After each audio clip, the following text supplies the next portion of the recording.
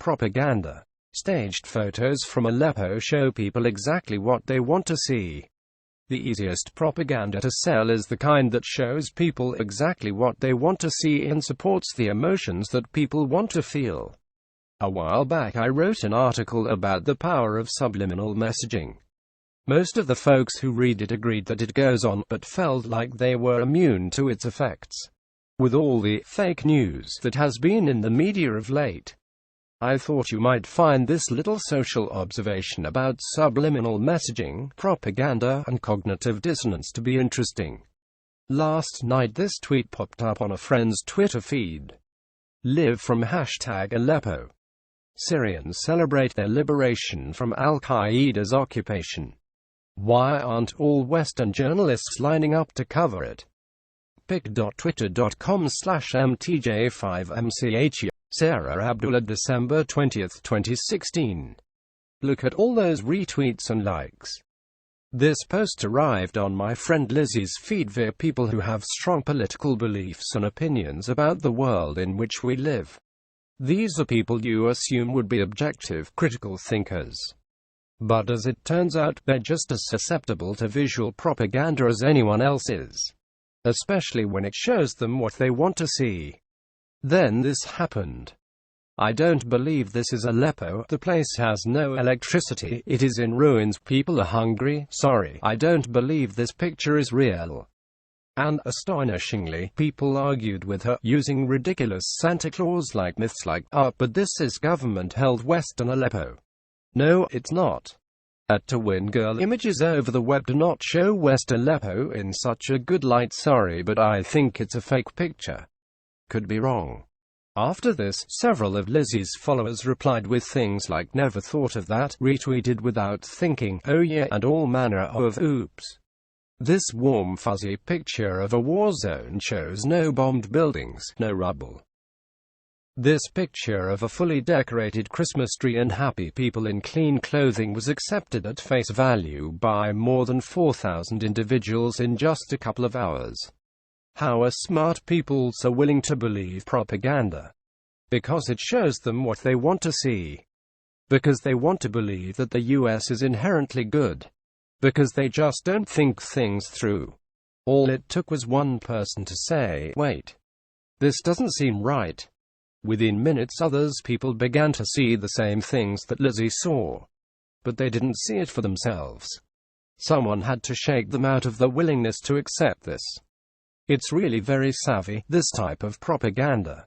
It tugs at the heartstrings and provides a pleasing emotion. A happy ending. It's like the last scene in a movie during which we get to see all the characters happy.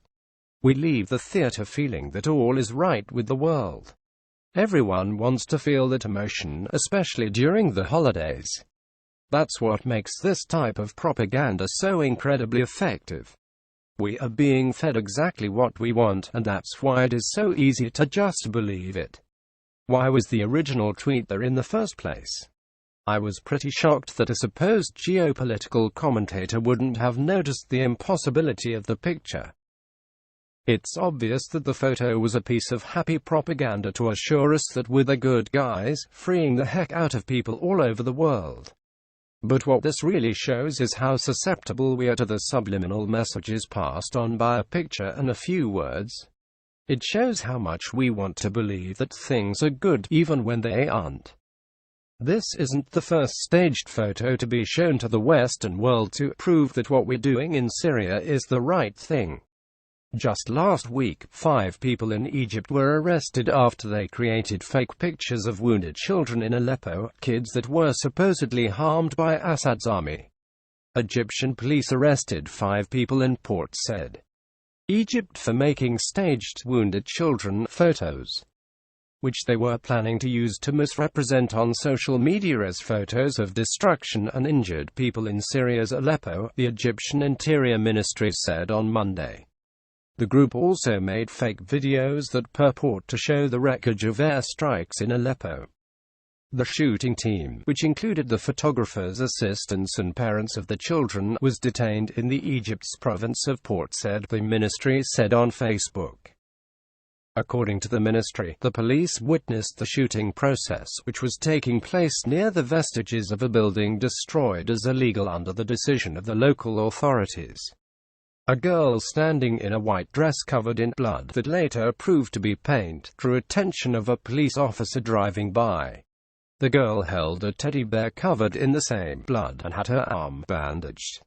The Facebook statement said the videographer, his assistants, and the parents of 2 children who appear in the footage were detained after a trail led police to them at a building site awaiting demolition.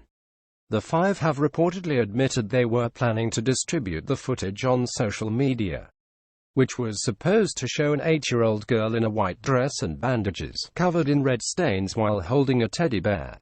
Source: there's a lesson to be learned here. Have the courage of your convictions.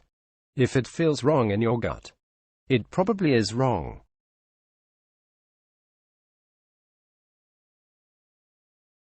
You can't always believe your eyes.